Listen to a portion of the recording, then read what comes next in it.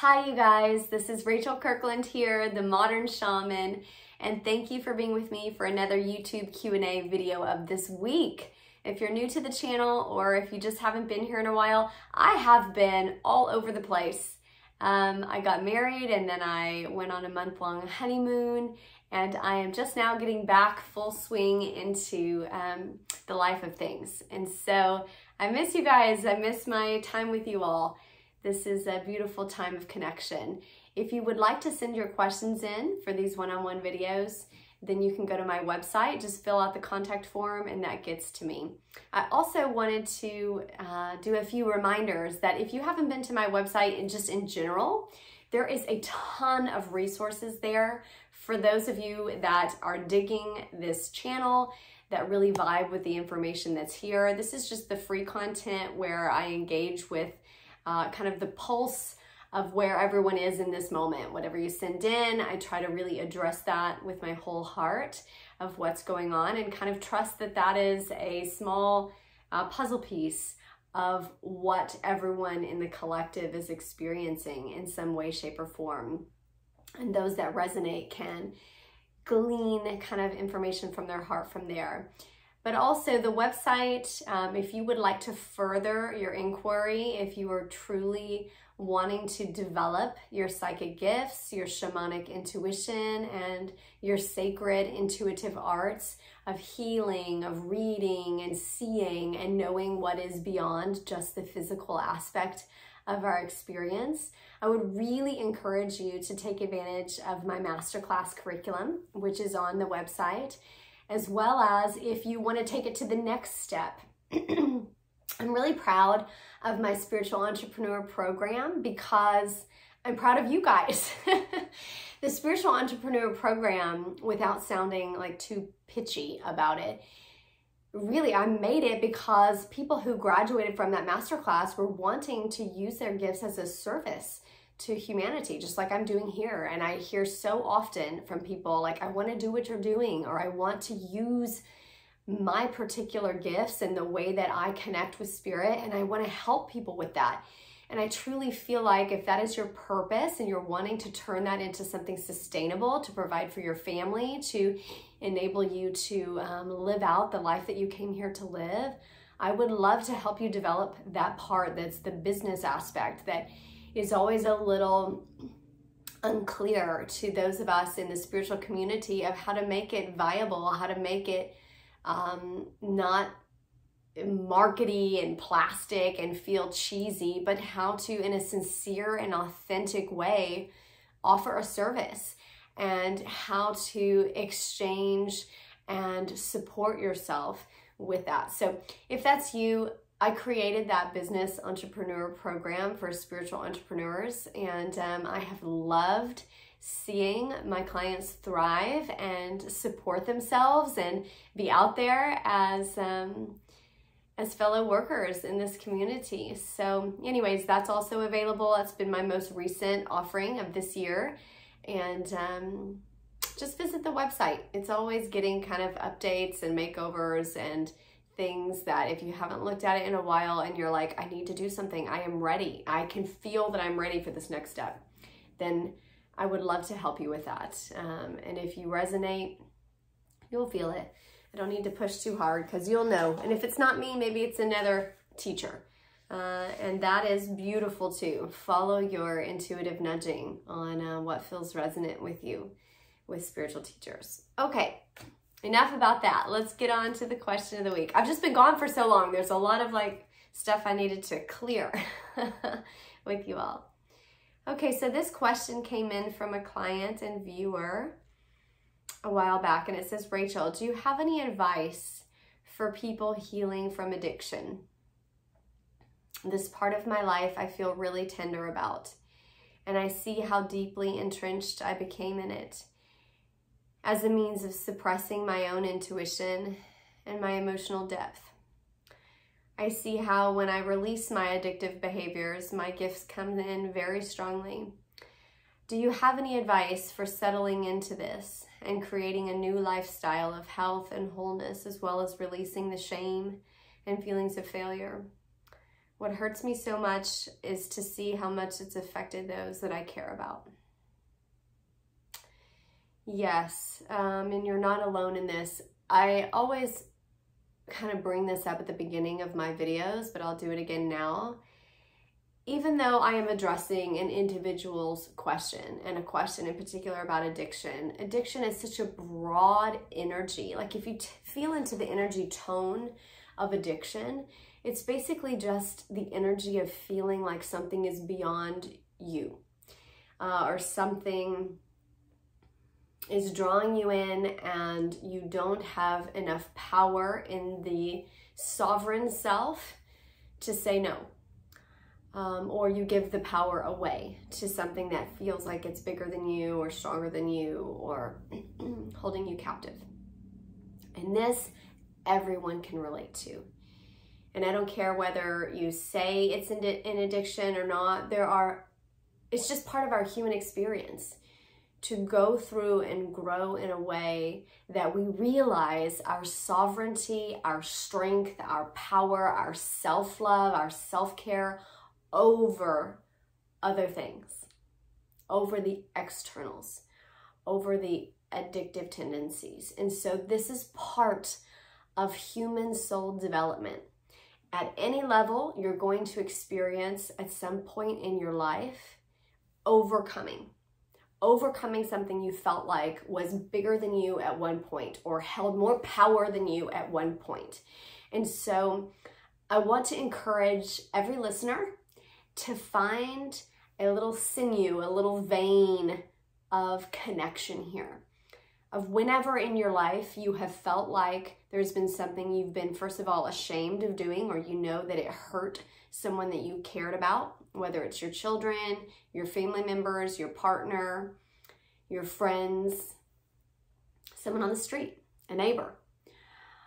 We have all had that common experience of feeling like our choices, our decisions have hurt or harmed someone else. We feel guilt, we feel shame for making those decisions, okay? That is also a very human, common experience that's relatable. And we have all felt like there's been something that's felt overwhelming to us in our human experience, and it's felt bigger than we felt, and we have had to strengthen our sovereign self, our soul, in order to overcome what has at one point felt bigger than us and what we have given into or fallen prey to. So that being said, yes, I will give advice on this because we can all relate. Okay, the first thing I want to say, I'm gonna go backwards in your question. I'm gonna hit the topic of guilt and shame and carrying the weight of other people first. All right. The first thing I want to say about that is when that arises, don't let that sit in your heart, in your soul, in your energy field longer than it needs to. Address it. So speak it. Don't suppress it. Don't let that energy grow, because shame energy is similar to secret energy. And in the dark arts and that field that kind of uses the negative side of the coin of our intuition, suppressive energy builds, all right? When you think of like an atomic bomb or something like this. So this type of energy, when it's compressed, it builds stronger. So do not suppress. It will compress, just the science of it, all right? It will compress and make the guilt, the shame, the energy that you're carrying of that in your auric field, in your body. This is a very real aspect of what makes us sick, what makes us feel like we're going crazy, what literally makes our immune system weakened. All of these aspects of the suppressive energy of holding something negative in the body longer than it needs to be held. So don't hold it in the body. Go speak to that individual and simply say what you are feeling. I see that I caused you suffering, or I feel that I caused you suffering, or I see that you are suffering. And I feel guilty about that. I feel bad about that. I feel shame about that. And I need to release that. I am sorry. Speak truthfully.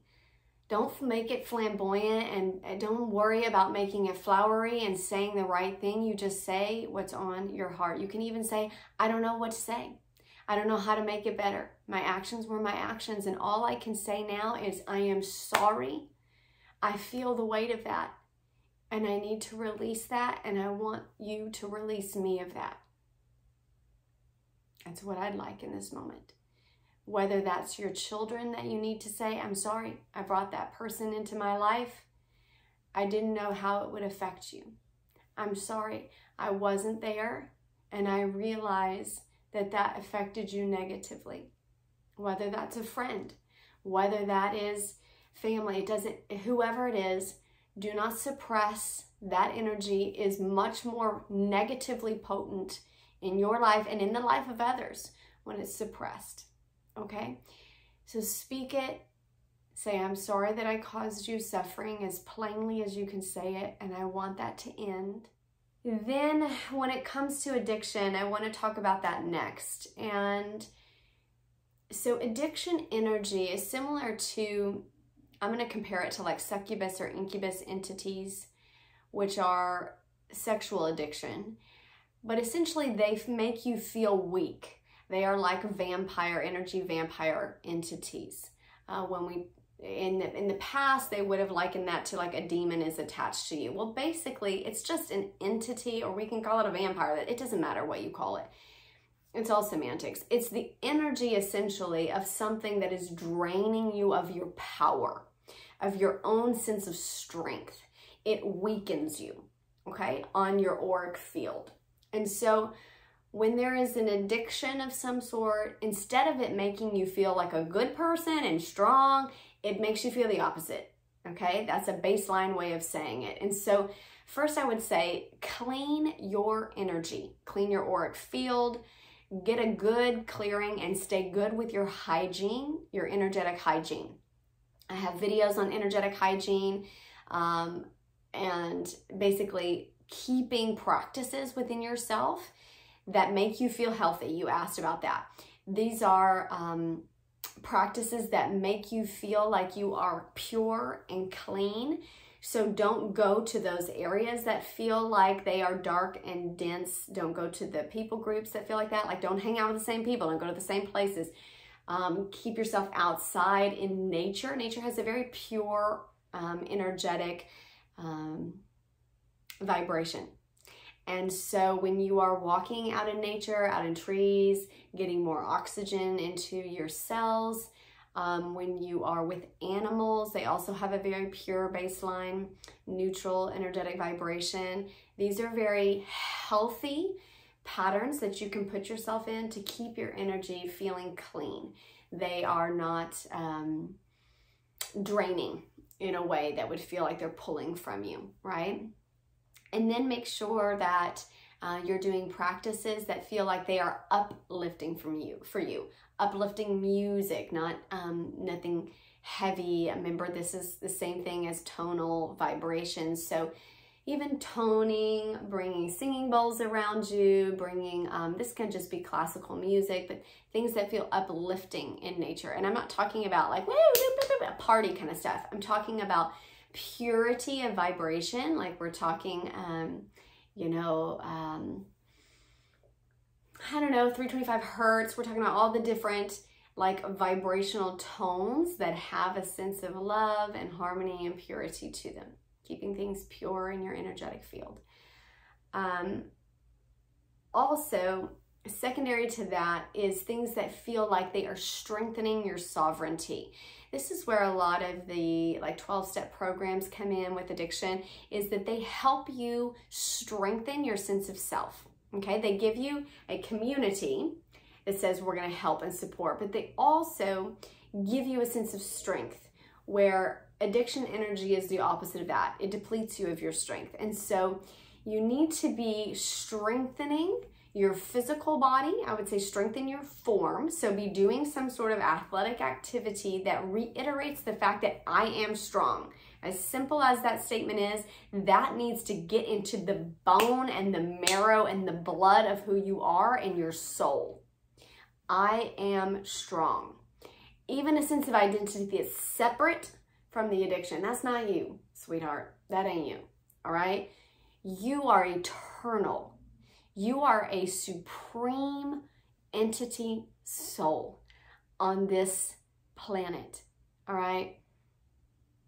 Small peanuts. This is small peanuts.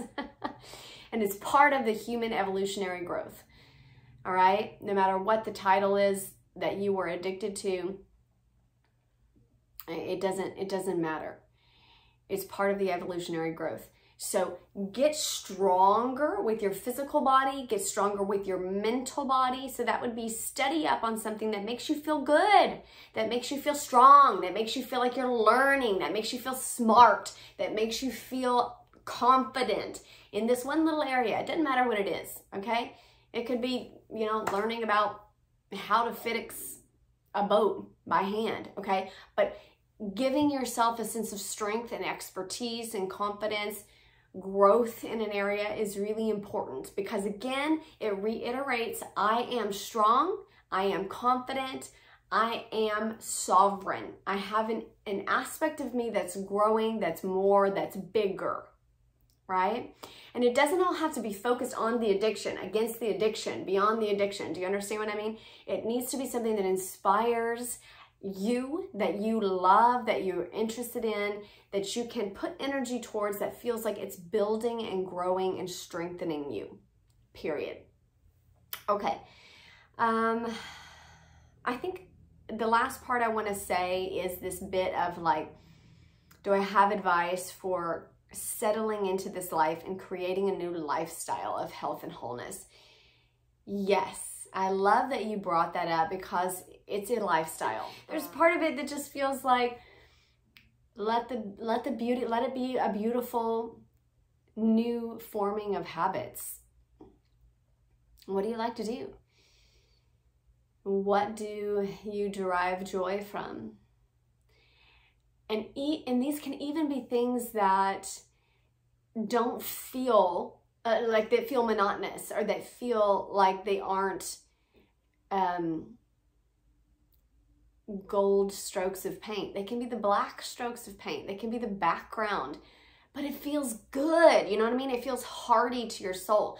For instance, I would start out a pattern that just feels like, this makes me feel grounded, okay? Whether it's walking, whether it is sitting on the floor when you do your meditation, whether it is working with stones and rocks, whether it is keeping herbs, and whether it's getting out in the garden. Where's your grounding? There's your background of the painting, right? If I use that analogy, that's just like that flat, plain primer. It's like, give me some base paint. And that, again, it doesn't feel glorious, but it feels good. Like, this is the hearty part of your sense of kind of habit and healthy habit that feels like it's the root chakra, right? It's your grounding. And this is the mud, and it gets me good, and it gets me feeling solid. Okay, to me, this is my morning meditation. This is my practices that feel like I do it every day. This is my barefootedness. This is me working with my animals, feeding my animals. The simplicities of life, that it's like, it's what I do. And it makes me feel grounded, and it makes me feel solid. This is also just my listening to my music. These are my bass tones and my drumming. When I drum, this is me chanting. This is me just walking around in my backyard. This is me being like, just as close to nature as I can, getting out and just not feeling like I'm doing exercise because I need to do exercise. It's just like, I'm outside. I'm just outside. I'm just sitting in the grass. All right, get some healthy habits that feel like that get you grounded. Then you look at what I talked about earlier, which is the inspiring habits that feel like this is my sprinkle, you know what I mean? That feel like this is moving up in your sense of alignment. This is me feeling like I'm connecting with spirit. This is your intuitive practices. This is your journaling. This is you doing readings. This is you paying attention to pulling cards. This is looking at art and saying like, ooh, I noticed this. This speaks to me. This is looking at sunsets and saying, you know, what are you telling me, spirit? I feel something in this.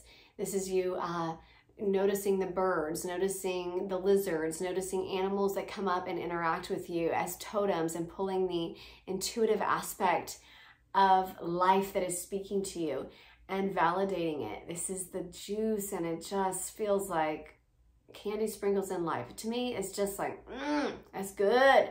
And I love it. And doesn't it just feel connecting? And doesn't it just feel like there's something bigger? And doesn't it just feel like awe and wonder and beauty and magic in every little thing? In the little things, there's a cricket. What is it saying? You know what I mean? Get some practices in there that feel like, to you, it feels good. It just feels good. And it can be super simple, but it feels hearty to your soul, right? Lean into that. There's so much peace in those kind of things where you don't have to go out to some conference. You don't have to take some new thing. You don't have to listen to some new, it's just like, it is simple, and it is everyday, and it is available for you. And this is soul feeding interaction and connection. That's the shaman in me that's like, it's there. Your Mama Earth is talking to you, and all those animals and all of the beauty of nature is talking to you and connecting with you all the time. And that is harmony. You don't have to work too hard for that.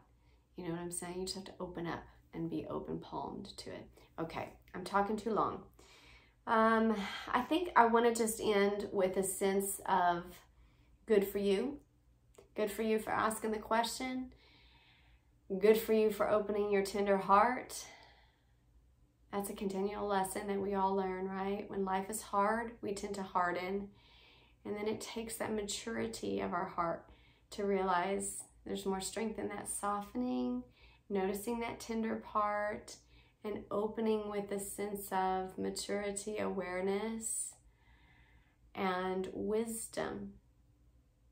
And when to open and when to close. I'm seeing the image of a starfish right now in the center of it. In the heart of that starfish. And the beauty of the tenderness. Thank you for helping so many other people with your question. And it's my prayer that any wisdom that's channeled through me that resonates with your heart may take seed deeply and bear fruit, so that your own life may feel like abundance and bounty and beauty. Sending you all love. I'll be back here next week.